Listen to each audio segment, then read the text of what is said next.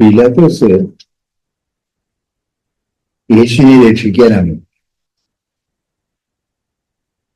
പിലാത്തോസിന് അറിയാം യേശു ഒരു കുറ്റവാളിയല്ല. എന്നാൽ യഹൂദന്മാര് അവനെ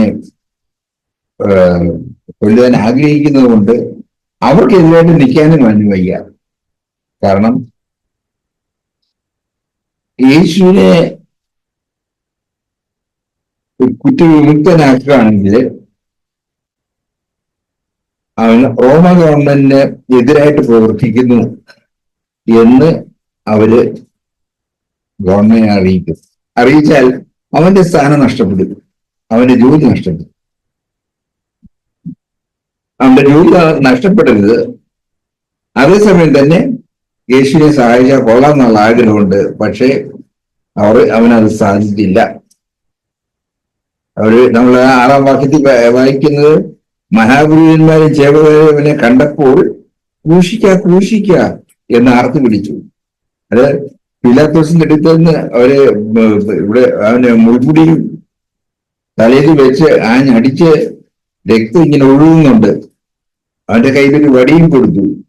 വടി എന്താ ചെങ്കോലിന് സമമായിട്ടുള്ളപ്പോൾ. അപ്പൊ രാജാവാണ്, യഹൂദന്മാരുടെ രാജാവ് എന്നുള്ള ഇതിന്റെ അവൻ കൊണ്ടുവന്ന് കാണിക്കുന്നത്. പക്ഷെ പിലാത്തോസ് തന്നെ പറയുന്നത്, ഞാൻ അവനിൽ ഒരു കുറ്റവും കാണുന്നില്ല. ഒരു കുറ്റവും കാണാത്ത ഒരാളെ ക്രൂശ് മരണത്തിൽ ഏൽപ്പിക്കുന്നത് അത് നമ്മുടെ രക്ഷയ്ക്ക് വേണ്ടിയായിരുന്നു. നമ്മള് പാപികളായതുകൊണ്ട് നമ്മളുടെ പാപത്തിന്റെ പരിഹാരം നടക്കണം. ലോകത്തിന്റെ രക്ഷയ്ക്ക് വേണ്ടിയാണ് അവൻ വന്നത്. ലോകത്തിന്റെ പാപത്തെ ചുമന്നൊഴിക്കാനായിട്ടാണ് അവൻ വന്നത്. അപ്പോ അവന് ആ മരണം വഹിച്ചേ പറ്റുള്ളൂ. അത് ദൈവ ഇഷ്ടമാണ്. അതുകൊണ്ട് അവരെ ക്രൂശിക്കേണ്ടതിനായിട്ട് വിട്ടുകൊടുത്തു. അതാണ് നമ്മൾ വായിക്കുന്നത്. യേശു അവനോട് അത് വിട്ടുകൊടുത്തു.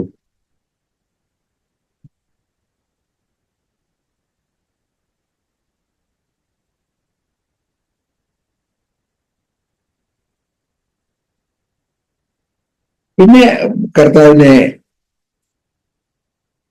ക്രൂശിക്കുന്ന കാര്യങ്ങളാണല്ലോ നമ്മൾ കേൾക്കുന്നത്.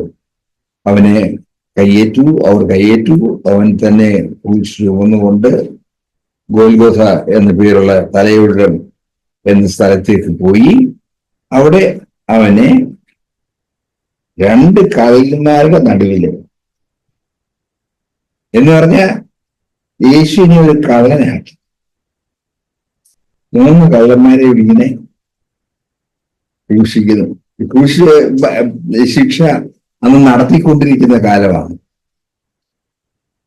അപ്പോ ആ കാലത്തില് ഇവിടെ ഇതാ ഒരു കള്ളൻ, അടുത്ത കള്ളൻ യേശു, അടുത്ത കള്ളൻ.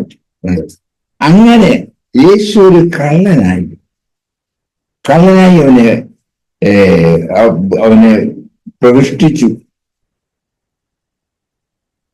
അതിന് രസം ഇവിടെ വായിക്കുന്ന നമ്മൾ നോക്കിയ 20ാമത്തെ വാക്യത്തില്, യേശുവിനെ ക്രൂശിച്ച സ്ഥലം നഗരത്തിന് സമീപമാകയാൽ അനേക യഹൂദന്മാർ ഈ മേലെഴുത്ത് വായിച്ചു. അവിടെ മേലെഴുത്ത് എഴുതി വെച്ചു. ആര്? പിലാത്തോസ് ക്രൂശിന്മേൽ മേലെഴുത്തും പതിപ്പിച്ചു. അതെന്തായിരുന്നു? നസറനായ യേശു യഹൂദന്മാരുടെ രാജാവ്. യഹൂദന്മാരുടെ രാജാവ് എന്നുള്ളത് അവിടെ എഴുതി വെച്ചപ്പോ അവർക്ക് പ്രയാസമായി. അപ്പൊ അവര് തിരുത്താൻ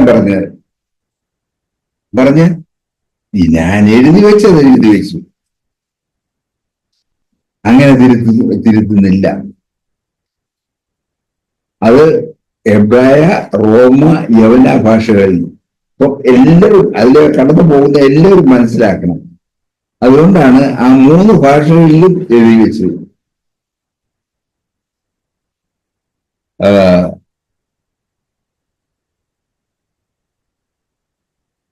അങ്ങനെ ഏറ്റവും നികൃഷ്ടമായ, അതായത് ഒരു പാപവും ചെയ്തിട്ടില്ലാത്ത യേശു ഈ വലിയ പാപികൾക്ക് കൊടുക്കാവുന്ന ശിക്ഷ സഹിച്ചു. ആർക്കു വേണ്ടി? നമുക്ക് പ്രസക്തമായി വരുന്നത് ആർക്കു വേണ്ടി അത് സഹിച്ചു എന്നുള്ളതാണ്. എനിക്ക് വേണ്ടി, നമ്മൾ ഓരോരുത്തർക്കും വേണ്ടി. നമ്മളുടെ പാപത്തിന്റെ പ്രായശ്ചിത്തമായിട്ടാണ്, നമ്മളുടെ പാപത്തിന്റെ കുറ്റമാണ് അവൻ ചുമന്നു വിളിച്ചത്. അപ്പോ നമുക്ക് യേശുവിനെ എങ്ങനെ കണക്കാക്കണം? ഞാൻ ഒരു തെറ്റ് ചെയ്തു, ഞാൻ കൊല്ലപ്പെടേണ്ടവനാണ്. ശിക്ഷ വിധിക്കുകയാണെങ്കിൽ എനിക്ക് എന്നെ കൊല്ലുന്നതിനുള്ള ശിക്ഷയാണ് അവർ നടത്തേണ്ടത്. പക്ഷേ അവിടെ യേശു എന്ത് ചെയ്തു? എനിക്ക് പകരം, നമ്മൾ ഓരോരുത്തരും അറിയേണ്ടതാണ്, എനിക്ക് പകരം, നമുക്ക് ഓരോരുത്തർക്കും പകരം യേശു ആ ശിക്ഷ ഏറ്റെടുത്തു. ആ ശിക്ഷ ഏറ്റെടുത്തപ്പോ നമ്മൾ ലോകത്തില് ഉള്ള മനുഷ്യരാണെങ്കിൽ നമുക്കൊരാളൊരു നന്മ ചെയ്താല് ആ ആളെ എത്രമാത്രം സ്നേഹിക്കും? അത് ഒരു ചെറിയ നന്മയാണോ? നമ്മൾ കഴിച്ചു പോകണ്ടാണ്. ക്രൂശിക്കുക പറഞ്ഞ കൊല്ലുക, ക്രൂശിക്കുക എന്ന് പറഞ്ഞ കൊല്ലുക. അപ്പോ ജീവൻ പോവുകയാണ്. നമ്മുടെ ജീവൻ പോകേണ്ടതാണ്. ആ സ്ഥാനത്താണ് എന്റെ ജീവനെ രക്ഷിക്കാൻ വേണ്ടി യേശു ക്രിസ്തു ക്രൂശിൽ കയറി. അപ്പോ നമ്മളെ രക്ഷിച്ച യേശുവിനെ എത്രമാത്രം സ്നേഹിക്കണം. നമ്മൾ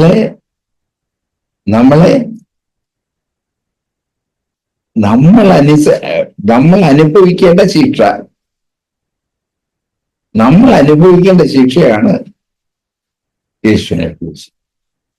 അപ്പൊ നമ്മൾ യേശുവിനെ എത്രമാത്രം സ്നേഹിക്കണം? നമ്മുടെ ജീവനെ പോലെ നമ്മൾ സ്നേഹിക്കണം. നമ്മുടെ ജീവൻ കൊടുത്ത് യേശുവിനെ സ്നേഹിക്കണം. അപ്പോ യേശുവിന് പകരം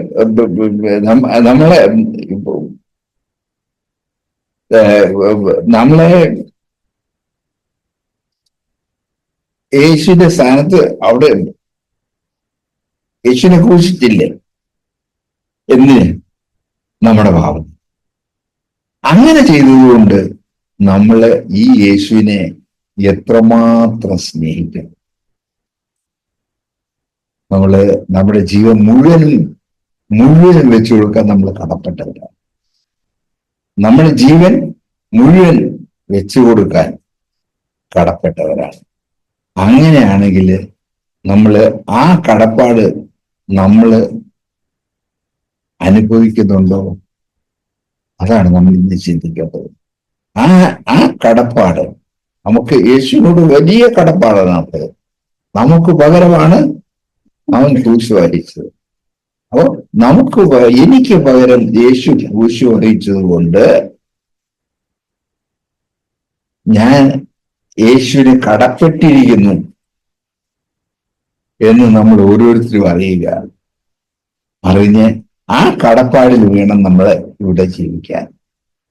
അപ്പോ ഉള്ള കാര്യം, നമ്മുടെ ദൈനംദിന ജീവിതത്തില് നമ്മുടെ അയൽക്കാര് അല്ലെ വേറൊരാള് നമ്മളെ ക്രൂശ് മരണത്തിന് ഏൽപ്പിക്കുകയാണെന്ന് വെച്ചു.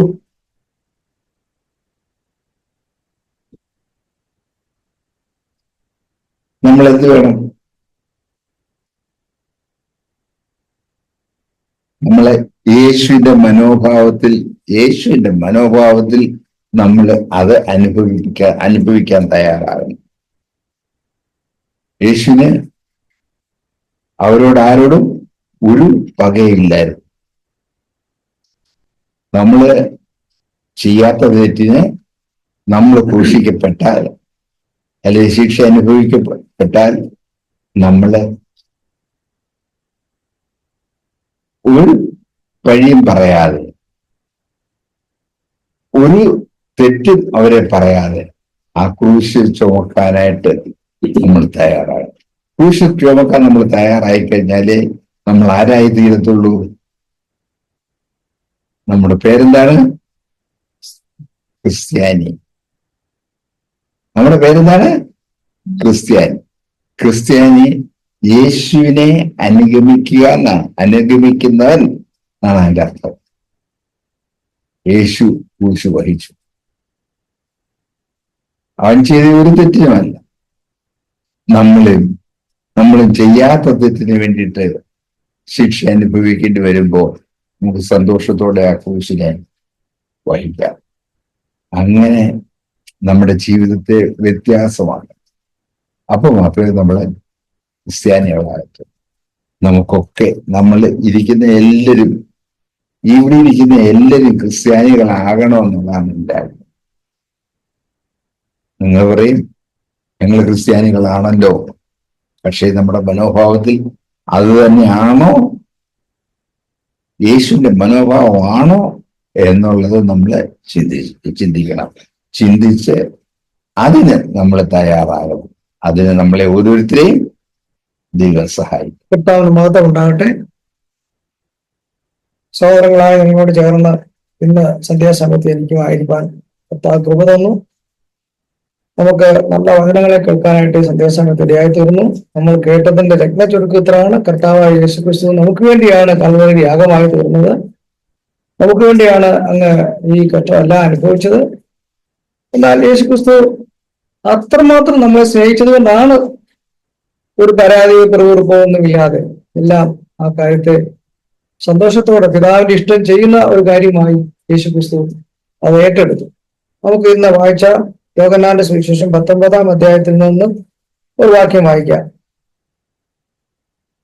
എന്റെ ബൈബിൾ എത്രാമത്തെ വാക്യമാണെന്നില്ല, അതിന്റെ കണ്ടിന്യൂഷനേ ഉള്ളൂ. അതുകൊണ്ട് യഹൂദന്മാർ അവനോട്, ഞങ്ങൾക്ക് ഒരു ന്യായപ്രമാണമുണ്ട്, അവൻ തന്നെത്താൻ ദൈവപുത്രൻ ആക്കിയത് കൊണ്ട് ആ ന്യായപ്രമാണ പ്രകാരം, ഏഴാമത്തെ വാക്യം, ആ ന്യായപ്രമാണ പ്രകാരം അവൻ മരിക്കേണ്ടതാകുന്നു എന്ന് ഉത്തരം പറയും.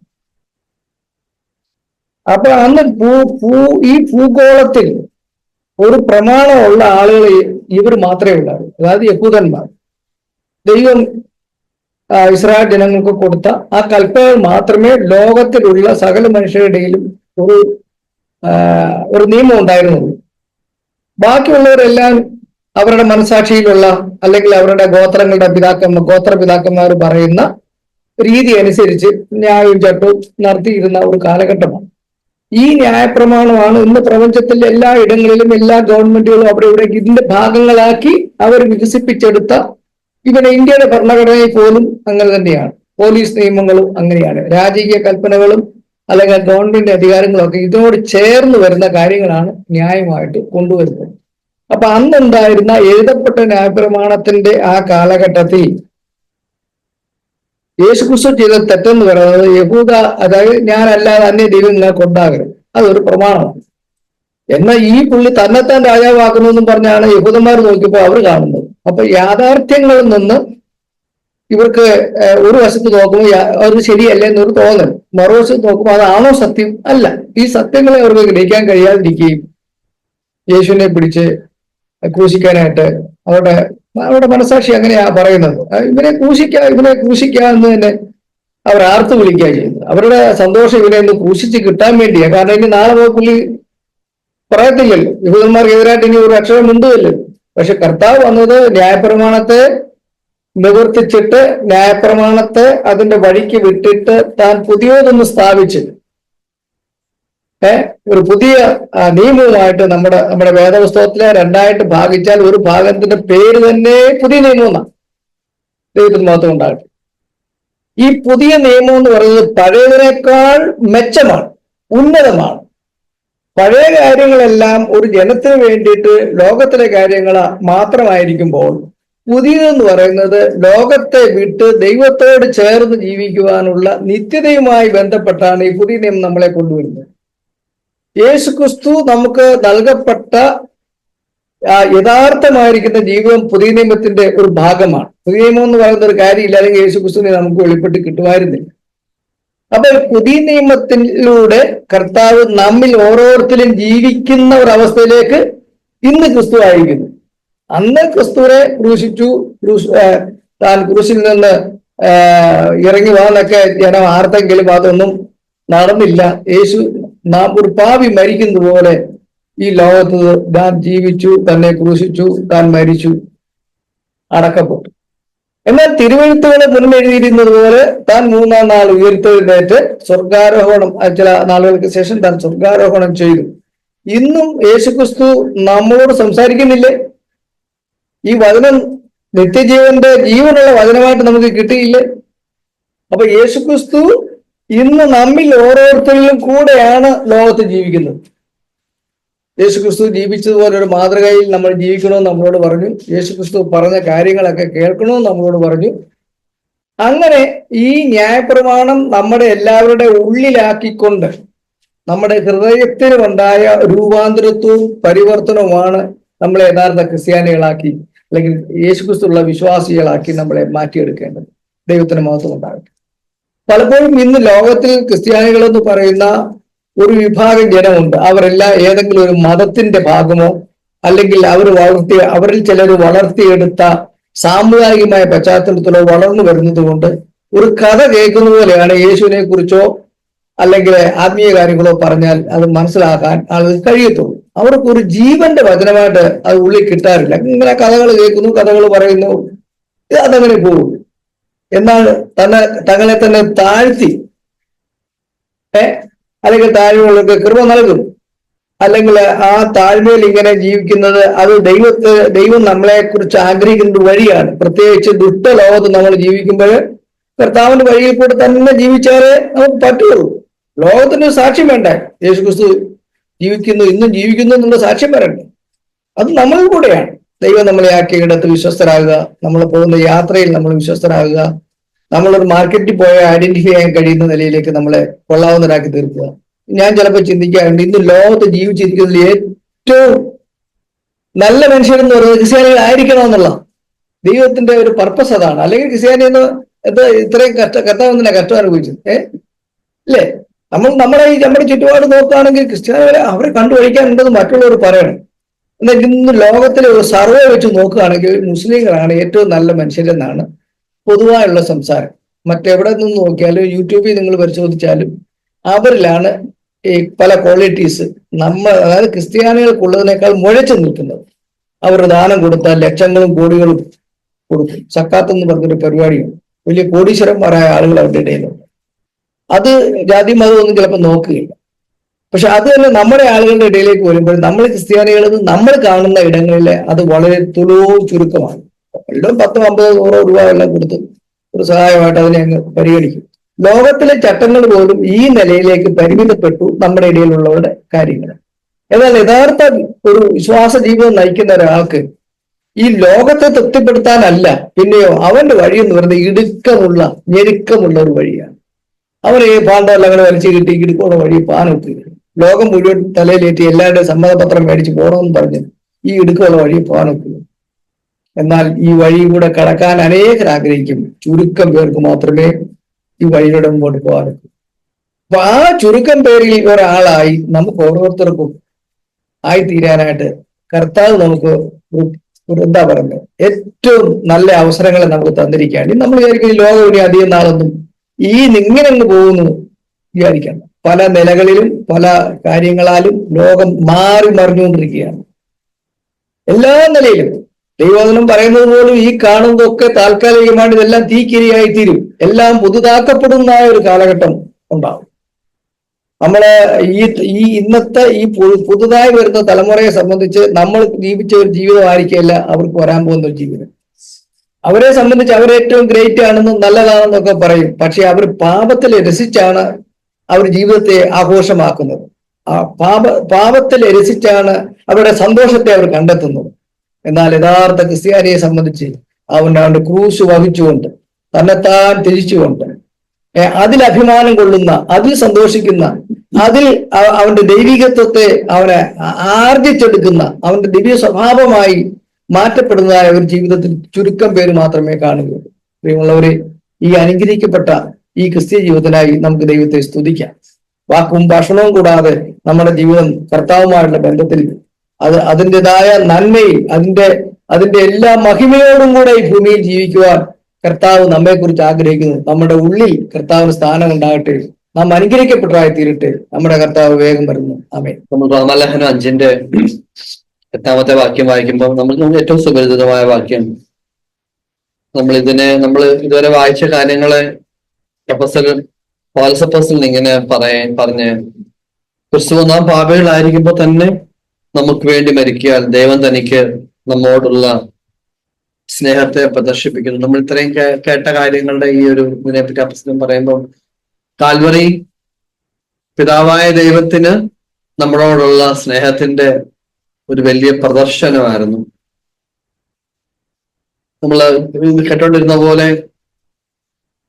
ഈ ഒരു സ്നേഹം കാൽവറിയിൽ അന്ന് പ്രദർശിക്കപ്പെട്ടില്ലായിരുന്നെങ്കിൽ നമ്മൾ ഓരോരുത്തരുടെ സ്ഥിതി എത്ര പരിതാപകരമായിരിക്കുമായിരുന്നു എന്ന് ആലോചിക്കുമ്പോഴാണ് കാൽവറി എത്ര വലിയൊരു സ്നേഹമാണ്. കാണുമീൻ നമ്മൾ വായിക്കുന്ന കാണുമീൻ നമ്മൾ മക്കളെന്ന് വിളിക്കപ്പെടുവാൻ പിതാവ് നമുക്ക് എത്ര വലിയ സ്നേഹം നൽകിയിരിക്കുന്നു. അതെ, നമ്മളെ മക്കളാക്കി തീർക്കാനായിട്ട് നമ്മൾ കേട്ട പോലെ ദൈവം തന്റെ പുത്രനെ യാഗമായിട്ട് കൊടുത്ത ഒരു സ്നേഹത്തിന്റെ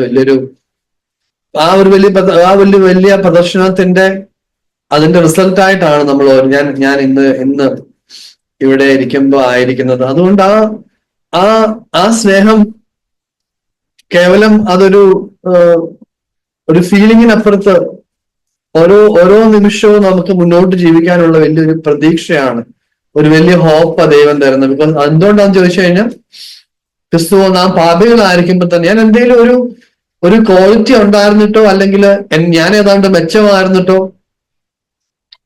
ഞാൻ ഏതാണ്ട് കൊള്ളാമായിരുന്നിട്ടോ അല്ല ക്രിസ്തു പാപികളായിരുന്ന സമയത്ത്, അതായത് ഈ ദൈവത്തെ അന്വേഷിക്കാതിരുന്ന സമയത്ത്, ദൈവത്തെ ആവശ്യമില്ലെന്ന് പറഞ്ഞ സമയത്ത്, ദൈവനിഷേധിയായി ജീവിച്ചിരുന്ന സമയത്ത് ആ ക്രൂശിന്റെ സ്നേഹം നമ്മളെ തേടി വന്നു. അത് ഓർക്കുമ്പോഴാണ് നമ്മൾ പല സമയങ്ങളിലും പാപത്തിൽ വീണു പോകുമ്പോൾ കർത്താവ് നമ്മളോട് പറയുന്നത്, ഞാൻ നമ്മൾ റിപ്പന്റ് ചെയ്ത് മടങ്ങി വരുമ്പോഴും ദൈവം നമ്മളോട് പറയുന്നത്, നിന്റെ ക്വാളിറ്റിയുടെ ബേസിലല്ല, നിന്റെ എന്തെങ്കിലും ഒരു കാര്യത്തിന്റെ പുറത്തല്ല നിന്നെ ഞാൻ ആദ്യം സ്നേഹിച്ചത്. എനിക്ക് നിന്നോട് സ്നേഹം തോന്നി, ഞാൻ നിന്നെ സ്നേഹിച്ചു എന്ന് മാത്രം ദൈവം നമ്മളോട് പറയുമ്പം നമുക്കറിയാം, നമ്മളൊക്കെ പ്രാർത്ഥിച്ചപ്പോഴൊക്കെ നമ്മൾ പറഞ്ഞ പോലെ, കർത്താവേ ഞാൻ ഇതിനൊരു യോഗ്യതയും ഇല്ലാതിരുന്ന എന്നെയും കാൽവറി സ്നേഹിക്കാനായിട്ട് ഇടയായി തീർന്നു. നമ്മൾ കേട്ടു, ഒത്തിരി പേര് ശിഷ്യന്മാർക്കും കൂടെ യേശുവിനെ സാക്ഷീകരിക്കാനായിട്ട് കഴിയാതിരുന്ന സമയത്ത് പലരും ജനുവിനായിട്ടുള്ള ശിഷ്യന്മാർക്ക് നിന്ന് നമ്മൾ കരുതിയവർക്കും സാക്ഷ്യം പറയാനായിട്ട് കഴിയാതിരുന്ന സമയത്ത് ദൈവം സമൂഹത്തിന്റെ പല തുറകളിൽ നിന്ന് ആളുകളെ യേശുവിന്റെ നന്മയെ ടെസ്റ്റിഫൈ ചെയ്യാനായിട്ട് ദൈവം സെലക്ട് ചെയ്തു. നമ്മള് പിലാത്തോസിന്റെ കാര്യം കേട്ടു. നമുക്കാണെങ്കിലും ഇങ്ങനെ ഒരു മാനവും വേണം, ലോകത്തിന്റെ മാനവും വേണം, യേശുവിനോടുള്ള ഒരു അടുപ്പവും വേണം. യേശുവിനെ കളയാനും മേലെ ലോകത്തിന്റെ ഇങ്ങനെ അപ്പുറം ഇപ്പുറയും കൂടെ കാല് വെച്ചുകൊണ്ട് പോകുന്ന നമ്മൾ കഴിഞ്ഞ 2 ആഴ്ച മുന്നേ കേട്ട പോലെ ശീതവാനും ഉഷ്ണവാനും അല്ലാത്ത ഒരു മീഡിയം പരുവത്തിൽ ഇങ്ങനെ പോകുന്ന ഒരു ക്രിസ്തീയതയാണ് പലപ്പോഴും നമ്മൾ അറിഞ്ഞോ അറിയാതെയോ പിൻഗമിക്കുന്നത്. എന്നാൽ നമുക്ക് ഒരു കാലത്തും അങ്ങനെ പോകാൻ കഴിയത്തില്ലെന്ന് കർത്താവ് തന്നെ പറഞ്ഞു. അങ്ങനെ പോകുമ്പോൾ നമ്മളെയാണ്, ഞാൻ എന്നെയാണ് സ്നേഹിക്കുന്നതെങ്കിൽ എന്റെ സൗകര്യത്തെ പിൻപറ്റി യേശുവിനെ വിട്ടുകളയുകയും മാത്രമേ അതിന്റെ മുന്നേ ഉള്ളൂ. എന്നാൽ നമ്മൾ കേട്ടോണ്ടിരുന്ന പോലെ കർത്താവേ, ജഗവർ ആ കാര്യം പറഞ്ഞ, കർത്താവേ അങ്ങ് വാസ്തവത്തിൽ ഞാൻ മരിക്കേണ്ടിരുന്ന ഞാൻ നിരാശനായി, ഞാൻ ഹോപ്പ്ലെസ് ആയി, ഒരു പ്രതീക്ഷയ്ക്കും വകയില്ലാതെ ഞാൻ എവിടെയോ അസ്തമിക്കേണ്ട സ്ഥാനത്ത് ഹല്ലേലൂയ ക്രൂശിന്റെ സ്നേഹം എന്നെ തേടി വന്ന് എനിക്ക് വലിയ പ്രതീക്ഷയും പ്രത്യാശയും തന്ന്, ഞാൻ നിന്നെ സ്നേഹിക്കുന്നു, നീ എന്റെ മകനാണ് എന്ന് പറഞ്ഞ് നമ്മുടെ ജീവിതത്തിൽ അനേക സാഹചര്യങ്ങളിൽ മാറോടണയ്ക്കുന്ന ആ സ്നേഹം നമ്മുടെ ഓരോരുത്തരുടെയും തുടർമാനമായി അത് വർദ്ധിച്ചു വന്ന് നമ്മുടെ ജീവിതത്തെ കർത്താവേ, ഞാൻ ജീവിതത്തിലെ പല സമയങ്ങളിൽ ഞാൻ എന്റെ ഇഷ്ടത്തിനായിട്ട് ജീവിച്ചു. എനിക്ക് കർത്താവേ, എനിക്ക് തരുന്ന സമയമെല്ലാം അവിടുത്തെ ഇഷ്ടത്തിനായിട്ട് ജീവിക്കുമെന്ന് പറഞ്ഞ് ആ സന്തോഷത്തോടെ ജീവിക്കാനായിട്ട് ആഗ്രഹിക്കുന്നു. എന്തുകൊണ്ടാന്ന് വെച്ചാൽ നമ്മൾ പലരും കേട്ടിട്ടുള്ള പോലെ തന്നെ നമുക്ക് നമ്മളെ പറ്റിയുള്ള പ്ലാനുകളെല്ലാം ഇതൊന്നും ശാശ്വതമായിട്ടുള്ള പ്ലാനുകളല്ല, അതൊന്നും നിലനിൽക്കുന്നതായിട്ടുള്ള കാര്യമല്ല, ദൈവത്തെ പ്രസാദിപ്പിക്കുന്ന, അല്ലെങ്കിൽ ഇത് ഫ്യൂട്ടൈൽ ആയിട്ടുള്ള കാര്യമാണ്. അത്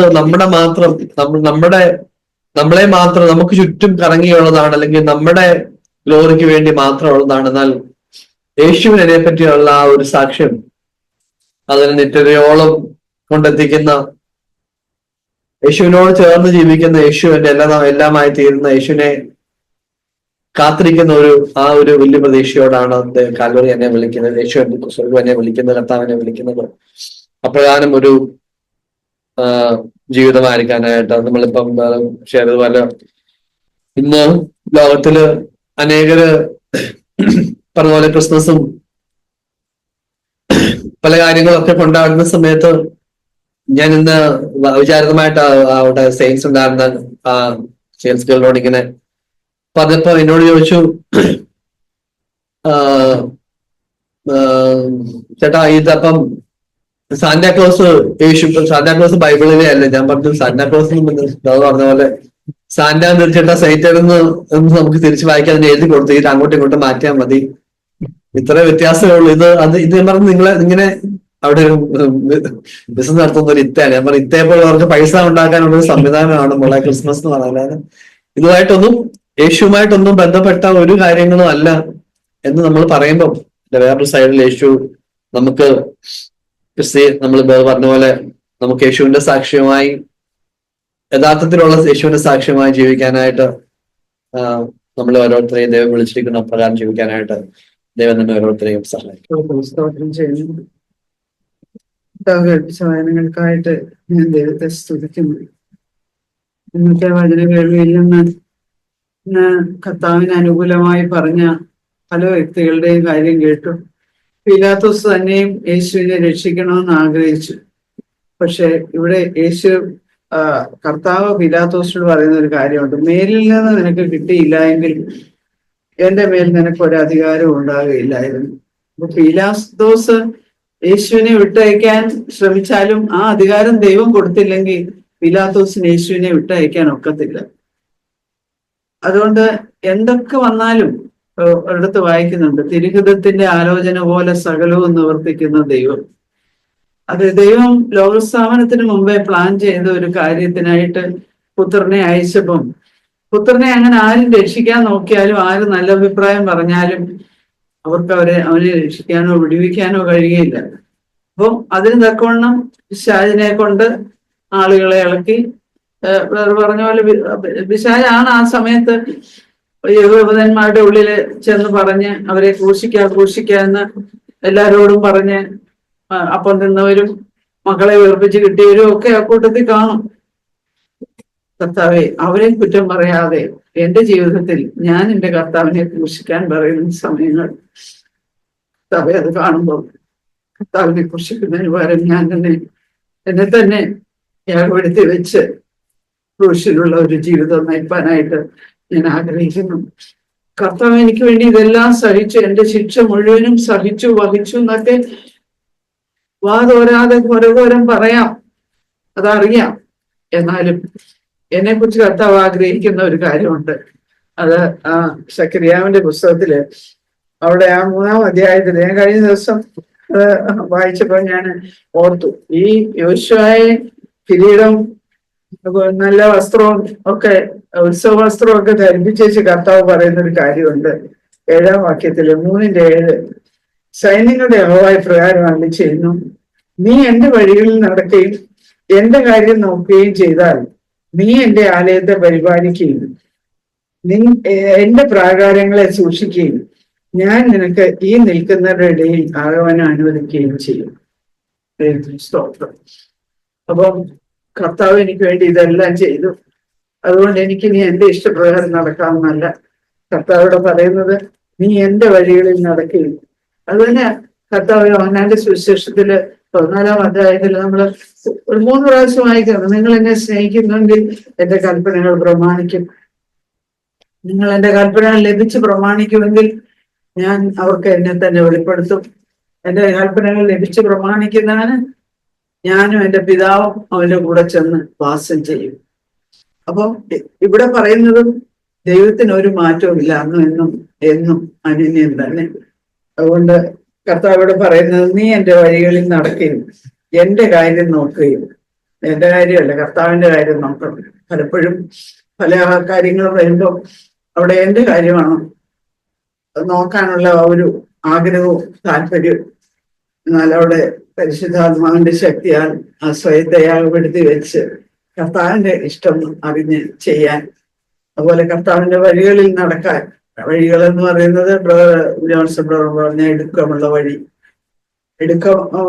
ഇടുക്കമുള്ള വാതിലും ഞെരുക്കമുള്ള വഴിയും, അതിലൂടെ കടന്ന് പോണം. അതാണ് എന്റെ വഴി, കർത്താവിന്റെ വഴി അതാണ്. ആ വഴിയിലൂടെ നടന്ന് കർത്താവിന്റെ കാര്യം നോക്കിക്കൊണ്ട്, എന്ന് പറഞ്ഞാൽ എന്റെ സ്വന്തം ഇഷ്ടത്തെ മരിപ്പിച്ച്, എന്റെ സ്വന്തം ജീവനെ മരിപ്പിച്ച്, കഴിഞ്ഞ ഞായറാഴ്ച നമ്മൾ കേട്ടു സ്വയജീവൻ, അതിനെ ഇല്ലായ്മ ചെയ്തിട്ട് നമ്മൾ ചെയ്താൽ എന്താ പറയുക, നീ എന്റെ ആലയത്തെ പരിപാലിക്കും. എന്റെ ആലയം എന്ന് പറയുമ്പോൾ എന്റെ കർത്താവിന്റെ ആലയം ഞാൻ തന്നെയാണ്. അപ്പൊ അങ്ങനെയാണെങ്കിൽ ഞാൻ കർത്താവിന്റെ ആലയത്തെ വളരെ സൂക്ഷ്മതയോടെ സൂക്ഷിക്കുന്നവളായിരിക്കും. അപ്പം പരിപാലിക്കുകയും എന്റെ പ്രാകാരങ്ങളെ സൂക്ഷിക്കുകയും ഞാൻ നിനക്ക് ഈ നിൽക്കുന്നവരുടെ ഇടയിൽ ആഗമനം അനുവദിക്കുകയും ചെയ്യും. കർത്താവ് പറഞ്ഞിരിക്കുന്ന ഈ വചനം, കർത്താവിന്റെ വചനം അനുസരിച്ച് കർത്താവിന്റെ വഴികളിൽ നടന്ന് അവനെ പ്രസാദിപ്പിക്കുന്ന ഒരു ജീവിതം നയിപ്പാൻ കർത്താവ് എനിക്ക് വേണ്ടി ഈ പറഞ്ഞ കാര്യങ്ങളെല്ലാം സഹിച്ചു. ഒരു കുറ്റവും ഇല്ലാഞ്ഞിട്ടും അവൻ ക്രൂശിക്കപ്പെട്ടു. പീലാത്തോസ് വിചാരിച്ചിട്ടും അവനെ രക്ഷിക്കാൻ കഴിഞ്ഞില്ല. അത് പിതാവ് എന്റെ പാപത്തിന് വേണ്ടി മരിക്കാനായിട്ട് പുത്രനെ അയച്ചു. പുത്രൻ മനസ്സോടെ നിഷ്കളങ്കനായി, നിത്യാത്മാവിനാൽ നിഷ്കളങ്കനായി അർപ്പിച്ചു എനിക്ക് വേണ്ടിയിട്ട്. പക്ഷെ അതിന് ഞാൻ എന്താ ചെയ്യുന്നത്? ഞാൻ ചെയ്യേണ്ട കാര്യമാണ് എന്നോട് കർത്താവ് ഈ വചനത്തിലൂടെ അന്ന് സംസാരിച്ചത്. അതുകൊണ്ട് കർത്താവ് ഈ വചനങ്ങളുടെ എല്ലാം മുമ്പിൽ ഞാൻ എന്നെ തന്നെ താഴ്ത്തുന്നു. കർത്താവിന്റെ വഴിയിൽ നടക്കുവാനും കർത്താവിന്റെ കാര്യം നോക്കുവാനും, ഞാൻ കർത്താവിന്റെ വേറെ കാര്യങ്ങളൊന്നും ചെയ്യാനൊന്നും എന്നെ ലഭിച്ചിട്ടില്ല. പക്ഷേ എന്റെ സ്വന്തം ഇഷ്ടം മാറ്റിവെച്ച് കർത്താവിന്റെ ഇഷ്ടം ചെയ്യാൻ ജീവിത സാഹചര്യങ്ങളിൽ കർത്താവ് അങ്ങനെയാണെങ്കിൽ ഞാൻ എന്റെ ആലയത്തെ നന്നായി പരിപാലിക്കും. കർത്താവിന്റെ ആലയത്തെ പരിപാലിക്കുന്നവളായിരിക്കും ഞാൻ എപ്പോഴും. അതുകൊണ്ട് കർത്താവിന്റെ കാര്യങ്ങളിൽ എന്ന് തന്നെ സമർപ്പിക്കുന്നു. ഇങ്ങനെ ഒരു ജീവിതത്തിനായിട്ട് കർത്താവ് ഞാൻ ഒന്നും ആയിട്ടില്ല എന്നുള്ള കാര്യം വീണ്ടും വീണ്ടും കർത്താവിനെ കാണിക്കുന്ന ഓർത്ത് ഞാൻ ദൈവത്തെ സ്തുതിക്കുന്നു.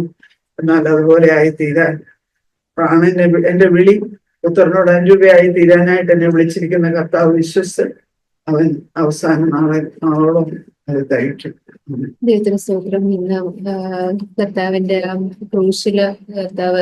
ക്രൂശിലോട്ട് പോകുന്നതിന് മുമ്പത്തെ കുറെ കാര്യങ്ങളെല്ലാം ഇന്ന് കേൾക്കുമായിരുന്നല്ലോ. അപ്പം അവിടെ പലരും സന്ധ്യയോട് പറഞ്ഞു 7 people who testified innocence of Jesus.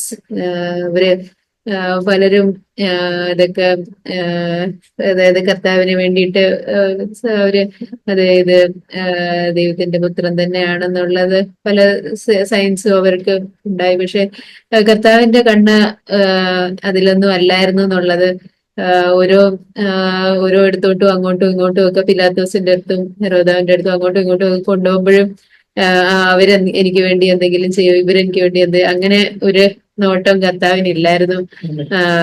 കർത്താവ് യഥാർത്ഥത്തിൽ ഒരു രാജാവ്, അവിടെ പലരും വലിയ അധികാര സ്ഥാനത്തിലെ ആൾക്കാരൊക്കെ ഇരിക്കുമ്പോഴും അവരുടെ മുമ്പിൽ ഒരു യഥാർത്ഥത്തില് ഒരു രാജാവ് കർത്താവ് തന്നെ ആയിരുന്നു എന്നുള്ളതാണ് ദൈവം എന്നോട് സംസാരിച്ചത്. കഴിഞ്ഞ ദിവസം സാക്രറിന്റെ ഒരു മെസ്സേജിലും പലരും ഇന്ന് ക്രിസ്തീയ കോളത്തില് അത് വേണം ഇത് വേണം, നിങ്ങള് ഇത് പണം തരണം, അത് തരണം, ഇത് തരണം. അവര് ശരിക്കും അങ്ങനെ ചോദിക്കുന്നവര് യഥാർത്ഥത്തിൽ അവർക്കൊരു അവര് അങ്ങനെ ആരെങ്കിലും നിങ്ങൾ കാണുവാണെന്നുണ്ടെങ്കിൽ നിങ്ങൾക്ക് എപ്പോഴേ സംശയം എന്താ തോന്നണം എന്ന് വെച്ചാല് അവർക്ക് എന്തോ അവരുടെ ദൈവമായിട്ടുള്ള ഒരു കണക്ഷൻ ഇല്ലാത്തവരാണ് അങ്ങനെ ഒരു പൈസ ചോദിക്കുന്നതെന്നുള്ളത്. കാരണം ഇപ്പം ഏതെങ്കിലും ഒരു ബില്യണയറിന്റെ മകൻ വന്നിട്ട് നമ്മളോട് ഒരു കാശ് ചോദിക്കുക, നമുക്ക് ലക്ഷങ്ങൾ മാത്രം ചിലപ്പോൾ ഉള്ളത്, പുള്ളിയുടെ അച്ഛന്റെ അടുത്ത് ഇഷ്ടംപോലെ സ്വത്ത്. അപ്പോഴേ നമുക്ക് മനസ്സിലാവും ഇദ്ദേഹത്തിന്റെ അച്ഛന് ഇയാളെ വീട്ടിൽ നിന്ന് ഇറക്കി വിട്ടിട്ടുണ്ട്, എന്തോ കുഴപ്പമുണ്ട്. അപ്പൊ അതുപോലെ നമ്മള് സൈബർ പറയുമായിരുന്നു, ഇപ്പം നമ്മുടെ യഥാർത്ഥത്തിലുള്ള ക്രിസ്ത്യൻസിന് ഒരു ഡിഗ്നിറ്റി കാണും. അവര് മറ്റുള്ളവര് അവർക്ക് വേണ്ടി ഇത് ചെയ്യും അത് ചെയ്യും. ചിലര് എനിക്ക് വേണ്ടി ഇത് ചെയ്തില്ലെങ്കിൽ അവരിങ്ങനെ കരഞ്ഞുകൊണ്ടിരിക്കും. അങ്ങനൊന്നും അല്ല. അവർക്ക് ഒരു സ്വർഗത്തിൽ ഒരു പിതാവ് ഉണ്ടെന്നുള്ള ഒരു ഡിഗ്നിറ്റി അവർക്ക് കാണും. അവർ ആ മാന്യതയോടെ നിൽക്കും. എന്ത് കാര്യം വന്നാലും മരണത്തിന്റെ അവിടെ അതിലൂടെ കടന്നു പോകുമ്പോഴും അവർക്ക് അവിടെ ഒന്നും ഒരു കുലുങ്ങാതെ അവർക്കൊരു എല്ലാ കാര്യങ്ങളും ദൈവം നോക്കിക്കോളൂ എന്നുള്ള ഒരു വിശ്വാസത്തോടെ അവർ നിൽക്കുമെന്നുള്ള കാര്യം ശരിക്കും ആ ഒരു ഡിഗ്നിറ്റി, ആ ഒരു ക്രോസിലൂടെ പോകുന്നവർക്ക് ഞാൻ പലപ്പോഴും ഇങ്ങനെ വിചാരിച്ചിട്ടുണ്ട്. ഇത്രയും വർഷങ്ങളായിട്ട് എനിക്ക് ആ ഒരു എന്താ ഒരു പവർ ഇല്ലല്ലോ, എന്താ ഒരു ബോൾഡ്നെസ് ഇല്ലല്ലോ. അപ്പൊ ശരിക്കും ഞാൻ കഴിഞ്ഞ ദിവസങ്ങളെല്ലാം ദൈവനോട് സംസാരിച്ചത് ആ ഒരു ക്രോസിലൂടെ പോവാന് യഥാർത്ഥത്തില് ഒരു വില്ലിങ്നെസ് ഉള്ളവർക്ക് ഒരു പവർ ദൈവം തരത്തുള്ളൂ. അല്ലാതെ നമുക്ക് പെട്ടെന്ന് ഒരു മരണം ഇല്ലാതെ ഒരു റിസറക്ഷൻ ഇല്ല. അവിടെ മരണത്തിന് വിധേയപ്പെട്ട് പല സാഹചര്യങ്ങളും ദൈവം ജീവിതത്തിൽ അനുവദിക്കുമ്പോൾ അവിടെ മരിക്കാനായിട്ട് റെഡി ആയിട്ടിരിക്കുക.